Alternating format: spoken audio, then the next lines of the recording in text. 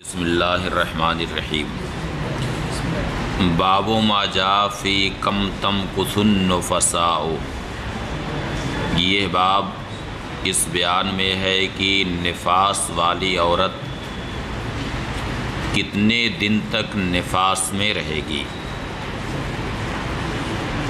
اس بارے میں آپ حضرات فقہ کی کتابوں میں پڑھ چکے ہیں کہ نفاس کی اکثر مدت 40 دن ہے اور اقل مدت کی کوئی تحدید نہیں ہے، اس سے پہلے بھی دم نفاس ختم ہو سکتا ہے۔ حدثنا نصر بن علی حدثنا شجاع بن الولید ابو بدر عن علی بن عبد الاعلی عن ابی سہل عن مسا الازدیہ عن ام سلمۃ رضی اللہ تعالی عنہا قالت کانت النفساء تجلس علی عہد رسول اللہ صلی اللہ علیہ وسلم 40 یوما۔ مسا ازدیہ ام المؤمنین ام سلمہ رضی اللہ تعالی عنہا سے روایت کرتی ہیں، وہ فرماتی ہیں کہ عہد رسالت میں نفاس والی عورت 40 دن تک بیٹھی رہتی تھی، یعنی 40 دن تک نفاس میں رہتی تھی۔ وَكُنَّا نُطْلِي وُجُوهَنَا بِالْوَرْسِ مِنَ الْقَلْفِ۔ قلف کہتے ہیں چہرے پر جو جھائیاں پڑ جاتی، انہیں کیا کہا جاتا ہے؟ قلف کہتے ہیں۔ اور ورس یہ ہے ایک قسم کا پودا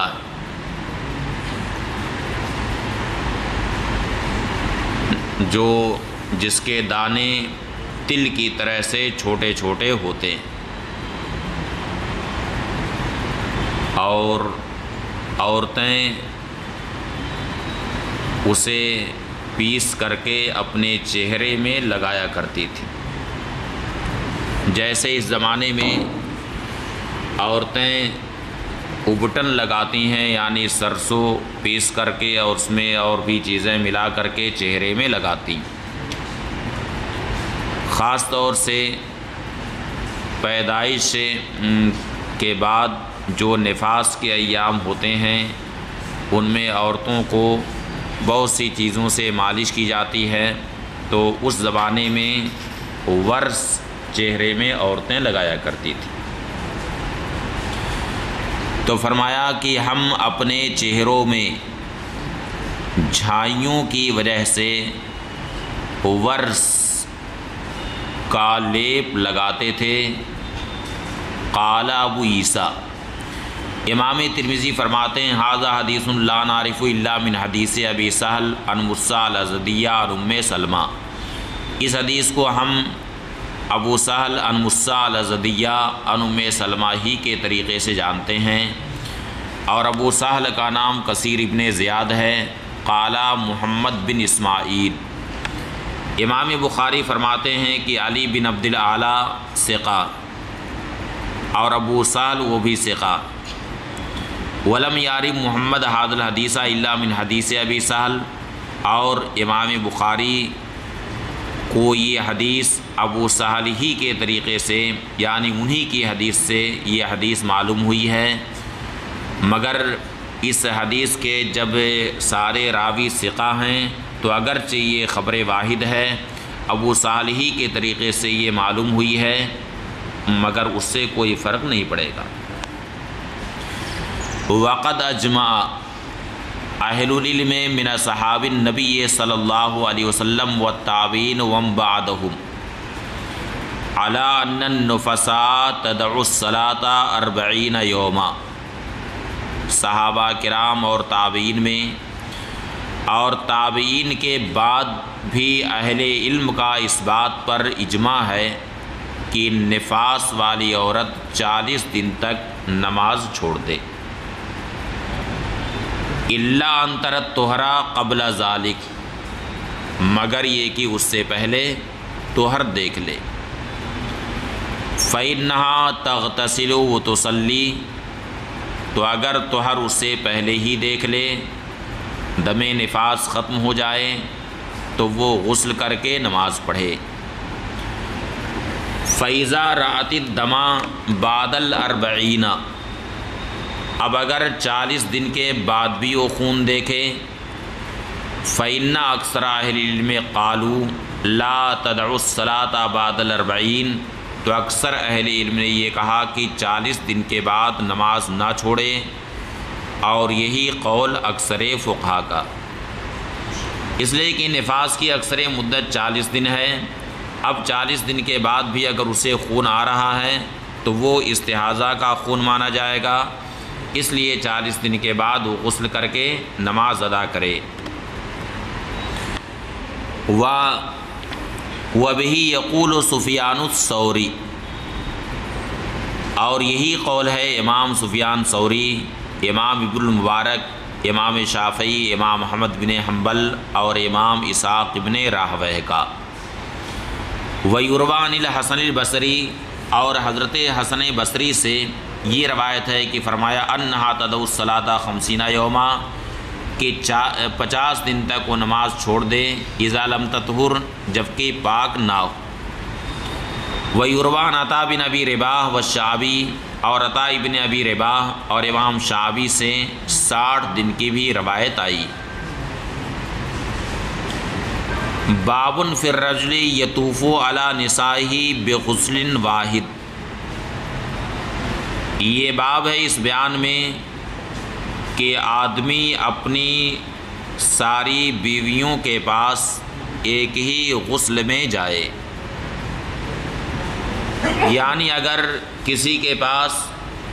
ایک سے زائد بیویاں ہیں، 2 ہیں یا 3 ہیں یا 4 ہیں، اور ایک ہی غسل میں، تو ایسی صورت میں تمام بیویوں کی رضامندی درکار، اس لیے کہ باری اگر مقرر کرے گا تو ایک بیوی کی باری کم از کم 1 رات ہوگی۔ اب اگر ایک ہی رات میں ساری بیویوں کے پاس وہ جانا چاہتا ہے تو چونکہ یہ مسئلہ حقوق العباد کا، اس لیے ساری بیویوں کی رضامندی اس کے لیے درکار۔ حدثنا بندار حدثنا ابو احمد حدثنا سفیان عن معمر عن قتادہ عن انس ان رسول اللہ صلی اللہ علیہ وسلم کان یطوف علی نسائہ فی غسل واحد۔ معمر قتادہ ابن دیامہ سدوسی سے روایت کرتے ہیں، انہوں نے حضرت انس بن مالک رضی اللہ تعالی عنہ سے روایت کی کہ نبی کریم صلی اللہ علیہ وسلم اپنی ساری ازواج کے پاس ایک غسل میں تشریف لے جاتے۔ اب یہاں پر یہ حدیث شریف امام ترمذی نے اختصار کے ساتھ روایت کی، جبکہ بخاری شریف میں اتنے الفاظ اور ہیں، یہ الفاظ اور بھی کہ فقیل لانس، یعنی حضرت انس نے جب یہ حدیث بیان کی کہ نبی کریم صلی اللہ علیہ وسلم ایک غسل میں ساری ازواج کے پاس تشریف لے جاتے، تو حضرت انس سے پوچھا گیا کہ حل یطیق ذالک، یعنی کیا نبی کریم صلی اللہ علیہ وسلم ایک ہی غسل میں ساری ازواج کے پاس تشریف لے جانے کی قوت رکھتے تھے؟ تو حضرت انس نے فرمایا کہ ہاں۔ لقد اوتیا قوت 40 رجلا، من اہل الجنہ، یعنی نبی کریم صلی اللہ علیہ وسلم کو 40 جنتی مردوں کی قوت عطا کی گئی تھی۔ 40 دنیا کے مرد نہیں بلکہ 40 جنتی مردوں کی قوت نبی کریم صلی اللہ علیہ وسلم کو عطا کی گئی تھی، اور ایک جنتی مرد کی طاقت دنیا کے 100 طاقتور مردوں کے برابر ایک جنتی کی طاقت ہے۔ تو اس لحاظ سے دنیا کے 4000 طاقتور مردوں کی قوت اللہ تعالیٰ نے اپنے حبیب صلی اللہ تعالیٰ علیہ وسلم کو عطا فرمایا تھا۔ اب یہاں پر ایک بحث کچھ لوگوں نے یہ کی ہے کہ ایک ہی غسل میں نبی کریم صلی اللہ علیہ وسلم ساری ازواج مطہرات کے پاس کیسے تشریف لے جاتے، جبکہ ازواج مطہرات میں سے ایک رات کم از کم ایک زوجہ مطہرہ کی باری تھی۔ تو بعض لوگوں نے اس کا جواب یہ دیا ہے کہ باری مقرر کرنا یہ نبی کریم صلی اللہ علیہ وسلم پر واجب نہ تھا، بلکہ حضور کا یہ کمال عدل ہے اور کمال حسن اخلاق ہے کہ اس کے باوجود ازواج مطہرات کے درمیان عدل فرماتے تھے۔ یا یہ ہے کہ ازواج مطہرات کی رضا سے نبی کریم صلی اللہ علیہ وسلم ساری ازواج مطہرات کے پاس تشریف لے جاتے تھے۔ وفی الباب، اس باب میں حضرت ابو رافع رضی اللہ تعالی عنہ سے روایت ہے، امام ترمذی فرماتے ہیں کہ حضرت انس کی حدیث صحیح ہے، اور یہی قول ہے کئی ایک اہل علم کا، جن میں حضرت حسن بصری رضی اللہ تعالی عنہ بھی، اللہ باسا ان یعود قبل ان یتوضأ، کہ اس میں کوئی حرج نہیں ہے کہ وضو کرنے سے پہلے دوبارہ کوئی جماع کرے۔ اور ایک چیز یہاں پر یہ بھی ہے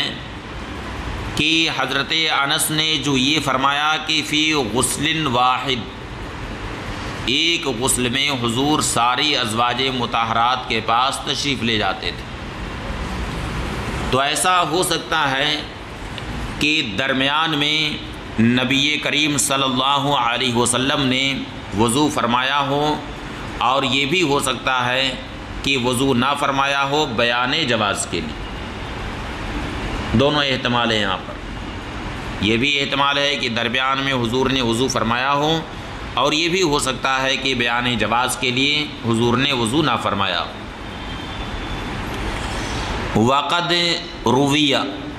وقد روا محمد بن یوسف حاذا عن سفیان، اور محمد ابن یوسف نے اس حدیث کی روایت جب سفیان ثوری سے کی تو کہا ان ابی عروہ ان ابی الخطاب ان انس، یعنی ابو احمد نے سفیان سے جب اس کی روایت کی تو انہوں نے ان معمر ان قتادہ ان انس کہا تھا، لیکن محمد ابن یوسف نے سفیان ثوری سے جب اس حدیث کی روایت کی تو انہوں نے سفیان ثوری کے بعد ان ابی عروہ ان ابی الخطاب کہا ہے، اور دونوں میں کوئی تعارض نہیں، اس لیے کہ معمر اور ابو عروہ دونوں ایک ہیں۔ معمر یہ نام ہے اور ابو عروہ ان کی کنیت۔ اسی طرح سے قتادہ اور ابو الخطاب یہ دونوں ایک ہیں۔ قتادہ ابن دیامہ سدوسی یہ قتادہ نام ہے اور ابو الخطاب ان کی کنیت، تو کسی نے نام ذکر کیا اور کسی نے ان کی کنیت ذکر کی ہے، اس لیے دونوں میں کوئی اختلاف نہیں۔ امام ترمذی فرماتے ہیں کہ وابو عروہ ہوا معمر بن راشد، ابو عروہ وہ معمر ابن راشد ہیں، اور ابو الخطاب یہ قتادہ ابن دعامہ سدوسی۔ باب ما جاء اذا اراد ان يعود توضأ، یہ باب اس بیان میں ہے کہ جب کوئی شخص اپنی بیوی سے دوبارہ جمع کرنا چاہے تو درمیان میں وضو کر لے۔ اب اس وضو سے کیا مراد ہے؟ تو بعض علماء یہ کہتے ہیں کہ اس سے نماز والا وضو مراد ہے، اور ان کی دلیل یہ ہے کہ اس حدیث کی بعض روایتوں کے الفاظ ہیں کہ فَلْيَتَوَضَّأْ وُضُوءَهُ لِلصَّلَاةِ، یعنی ایسے وضو کرے جیسے نماز کے لیے وضو کرتا ہے۔ اور بعض علماء یہ کہتے ہیں کہ اس وضو سے مراد صرف شرمگاہ دھونا ہے، اس لیے کہ بعض روایتوں میں ہے کہ فَلْيَغْسِلْ ذَكَرَهُ، تو دونوں قسم کے الفاظ آئیں۔ اس لیے بہتر صورت یہ ہے کہ دونوں حدیثوں پر عمل کرتے ہوئے آدمی شرمگاہ بھی دھو لے اور ساتھ ہی ساتھ وضو بھی کر لے، تاکہ دونوں حدیثوں پر عمل ہو جائے، اور اس حدیث کے جتنے بھی الفاظ ہیں سارے الفاظ پر عمل ہو جائے۔ بہتر صورت یہ ہے۔ حدثنا حناد حدثنا حفص بن غیاث عن عاصم الاحول عن ابی المتوکل عن ابی سعید الخدری عن النبی صلی اللہ علیہ وسلم قال اذا اتی احدکم اہلہ ثم اراد ان یعود فلیتوضأ بینہما وضوءا۔ حضرت ابو سعید خدری رضی اللہ تعالی عنہ سے روایت ہے کہ نبی کریم صلی اللہ علیہ وسلم نے فرمایا کہ جب تم میں کوئی اپنی بیوی کے پاس جائے پھر دوبارہ جانا چاہے تو دونوں کے درمیان وضو کر لے، یعنی شرمگاہ بھی دھو لے اور ساتھ ہی ساتھ وضو بھی کر لے۔ اس میں بہت ساری حکمتیں ہیں۔ اس سے پہلے بیان کیا جا چکا ہے کہ خاص طور سے شرمگاہ دھونے کا جو حکم آیا ہے تو اس میں حکمت یہ ہے کہ اگر شرمگاہ دھوئے بغیر کوئی دوبارہ اپنی بیوی سے جمع کرے اور اس کی وجہ سے استقرار حمل ہو گیا تو اس بات کا سخت اندیشہ ہے کہ جو بچہ پیدا ہوگا وہ پاگل پیدا ہوگا، خفیف العقل ہوگا۔ اس لیے مستقبل کو سامنے رکھتے ہوئے اس حدیث شریف پر عمل کریں تاکہ مستقبل کے مضرات سے بچا رہے۔ آپ دیکھتے ہوں گے کہ کتنے پاگل بچے گھومتے رہتے ہیں، اور آپ پتہ کریں گے تو لوگ یہ بتائیں گے کہ پیدائشی ہے، یہ نہ بتائیں گے کہ یہ پیدائشی پاگل ہے۔ یہ تو بتایا کہ پیدائشی پاگل ہے، لیکن کیوں پیدائشی پاگل پیدا ہوا، کیوں پیدائشی پاگل ہے یہ؟ اس کی فکر تو ماں باپ کو کرنی چاہیے کہ جو اولاد آئے وہ صالح اولاد ہو اور کامل عقل والی اولاد پیدا ہو، صالح اولاد ہو، اس میں کوئی فطور نہ ہو۔ اس کی فکر تو ماں باپ کو کرنی چاہیے۔ اس لیے اس حدیث شریف پر عمل کریں کہ شرمگاہ بھی دھو لیں اور ساتھ ہی ساتھ وضو بھی کر لیں۔ وفی الباب عن عمر، اس باب میں حضرت عمر رضی اللہ تعالی عنہ سے روایت ہے۔ امام ترمذی فرماتے ہیں کہ حضرت ابو سعید خدری کی حدیث حسن صحیح، اور یہی قول ہے سیدنا فاروق اعظم رضی اللہ تعالی عنہ کا۔ وقال به غیر واحد من اہل العلم، اور یہی قول کئی ایک اہل علم کا۔ قالو فرماتے ہیں اذا جامع الرجل امرأته ثم اراد ان یعود فلیتوضا قبل ان یعود، جب کوئی شخص اپنی بیوی سے جمع کرے پھر دوبارہ جمع کرنا چاہے تو دوبارہ جمع کرنے سے پہلے وضو کرے، یعنی شرمگاہ بھی دھوئے اور ساتھ ہی ساتھ وضو بھی کر لے۔ وابو المتوکل، اس حدیث کے رجال میں ایک ابو المتوکل ہیں، ان کا نام علی ابن داؤد ہے، اور ابو سعید خدری کا نام سعد ابن مالک ابن سنان۔ باب ما جاء اذا اقیمت الصلاۃ ووجد احدکم الخلاء فلیبدأ بالخلاء، یہ باب اس بیان میں ہے کہ جب نماز کی اقامت ہو جائے اور تم میں کوئی حاجت اپنے اندر محسوس کرے، فلیبدأ بالخلاء، تو پہلے حاجت پوری کرے، یعنی اگر اسے ایسی حاجت لاحق ہے کہ جس کی وجہ سے نماز کے خشوع و خضوع میں خلل پیدا ہوگا، تو ایسا شخص حاجت اپنی پہلے پوری کر لے، حاجت پوری کرنے کے بعد نماز پڑھنے کے لیے آئے، جماعت مل گئی تو اچھی بات ہے، نہیں تو پھر تنہا نماز پڑھ لے، کیونکہ ظاہر سی بات ہے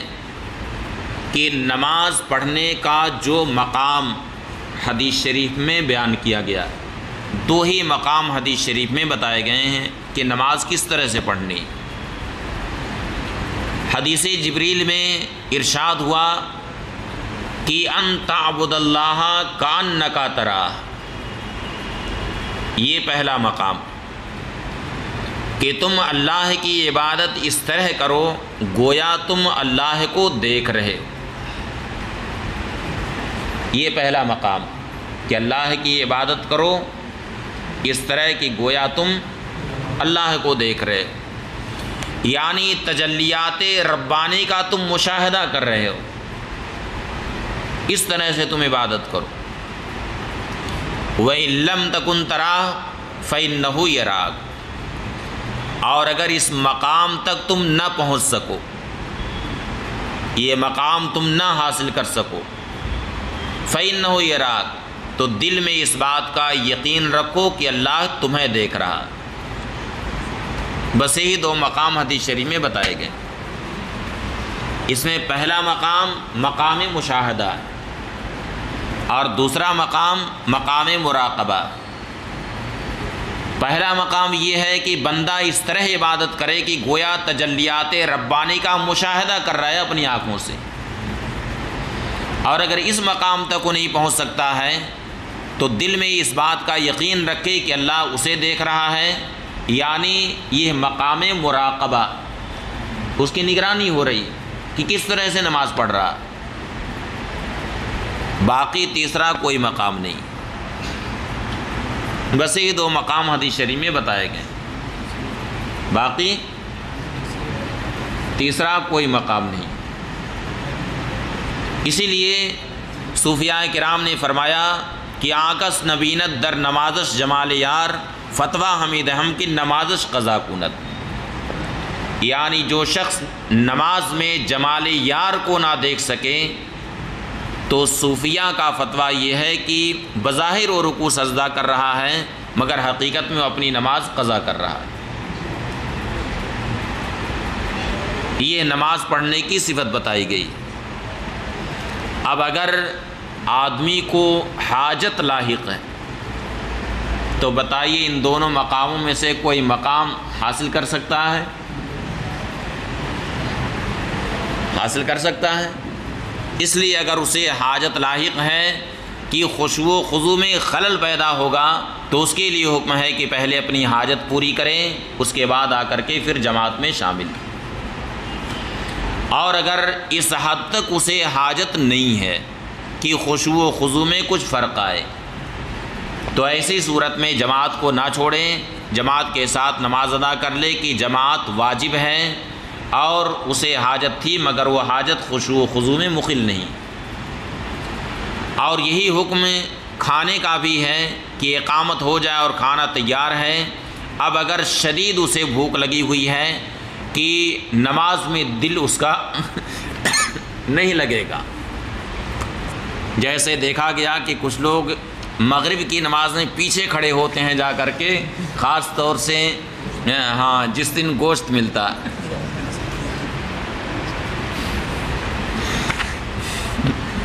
تو اگر یہ کیفیت ہے کہ نماز میں دل نہیں لگے گا، سارا میلان اس کا کھانے کی طرف رہے گا، تو اشتہا کی مقدار میں کھانا جلدی سے کھا لیں، لیکن کوشش یہ کرے کہ جماعت نہ چھوٹنے پائے۔ اور اگر اس حد تک اسے کھانے کی اشتہا نہیں ہے تو جماعت نہ چھوڑیں، جماعت کے ساتھ نماز ادا کر لیں، اس کے بعد پھر کھانا کھائے۔ حدثنا حناد حدثنا ابو معاویہ عن ہشام بن عروہ عن ابیہ عن عبد اللہ بن الارقم قال اقیمت الصلاۃ فاخذ بید رجل فقدمہ وکان امام القوم۔ ہشام بن عروہ اپنے والد عروہ ابن زبیر سے روایت کرتے ہیں، انہوں نے عبداللہ ابن ارقم رضی اللہ تعالی عنہ سے روایت کی، فرماتے ہیں قال عروہ کہتے ہیں کہ نماز کی اقامت ہو گئی، اس کے بعد عبداللہ ابن الارقم نے ایک شخص کا ہاتھ پکڑا اور اسے آگے کر دیا نماز پڑھانے کے لیے، وکان امام القوم، جبکہ عبداللہ ابن ارقم یہ خود امام تھے قوم کے، وقال آگے کیا اور یہ فرمایا سمعت رسول اللہ صلی اللہ علیہ وسلم یقول اذا اقیمت الصلاۃ ووجد احدکم الخلاء فلیبدأ بالخلاء، میں نے نبی کریم صلی اللہ علیہ وسلم سے سنا ہے، ارشاد فرماتے ہیں کہ نماز کی اقامت ہو جائے اور تم میں کوئی حاجت پائے تو اسے چاہیے کہ اپنی حاجت پہلے پوری کرے۔ اس باب میں ام المؤمنین عائشہ صدیقہ، ابو ہریرہ، حضرت ثوبان اور حضرت ابو امامہ باہلی رضی اللہ تعالیٰ عنہم سے روایت ہے۔ امام ترمذی فرماتے ہیں کہ عبداللہ ابن الارقم کی حدیث حسن صحیح ہے۔ ہاکذا روی مالک بن انس، اسی طرح سے امام مالک اور امام یحییٰ ابن سعید قطان اور کئی ایک حفاظ حدیث نے ان ہشام بن عروہ نبی ان عبداللہ بن الارقم اس حدیث کی روایت کی۔ وَرَوَى وُحَيْبٌ وَغَيْرُهُ عن ہشام بن عروہ عن ابیہ عن رجل عن عبداللہ بن الارقم، اور وحیب وغیرہ نے ہشام بن عروہ سے جب روایت کی تو یہ کہا عن ابیہ عن رجل عن عبداللہ بن الارقم، یعنی حضرت عروہ ابن زبیر اور حضرت عبداللہ ابن الارقم کے درمیان بیچ میں کسی مجہول آدمی کا ذکر کیا ہے۔ وَهُوَ قَوْلُ غَيْرِ وَاحِدٍ مِّنَ صحابِ النبی صلی اللہ علیہ وسلم والتابعین، اور یہی قول ہے کئی ایک صحابہ کرام اور تابعین کا۔ وَبِهِ يَقُولُ احمد واسحاق، اور یہی قول ہے امام احمد بن حنبل اور امام اسحاق بن راہویہ کا۔ قال، یہ دونوں حضرات فرماتے ہیں لا يقوم الى الصلاۃ وَهُوَ يَجِدُ شَيْئًا مِّنَ الْغَائِطِ وَالْبَوْلِ، یعنی اگر آدمی اپنے اندر کچھ بھی پیشاب پاخانے کی حاجت محسوس کر رہا ہے تو نماز کے لیے نہ کھڑا ہو۔ قال، یہ دونوں فرماتے ہیں ان دخل فی الصلاۃ فوجد شیئا من ذلک، اگر نماز میں کوئی داخل ہو جائے اور نماز میں داخل ہونے کے بعد پھر وہ حاجت اپنے اندر پائے، فلا ینصرف، اب نماز توڑ کر کے نہ جائے، معلم یشغل ہو، جب کہ یہ اس کے لیے شاغل نہ ہو، یعنی اس کے لیے اس طرح سے مخل نہ ہو کہ کسی بھی طرح سے نماز میں اس کا دل نہیں لگ رہا۔ اگر یہ کیفیت ہے تو زبردستی نہ کریں بلکہ حاجت کے لیے چلا جائے، کہ اس میں اندیشہ ہے کہ کپڑا بھی اس کا خراب ہو سکتا ہے بلکہ مسجد بھی آلودہ ہو سکتی ہے، اس لیے اگر اس حد تک اسے حاجت ہے تو پھر چلا جائے۔ وقال بعض اہل العلم لا باس ان يصلي، وقال بعض اہل العلم لا باس ان يصلي وبه غائط وبول ما لم يشغله ذلك عن الصلاة، بعض اہل علم کہتے ہیں کہ اس میں کوئی حرج نہیں ہے کہ آدمی نماز پڑھے اس حال میں کہ اسے پیشاب پاخانے کی حاجت ہے، جب تک کہ وہ نماز سے اسے نہ روکے، نماز سے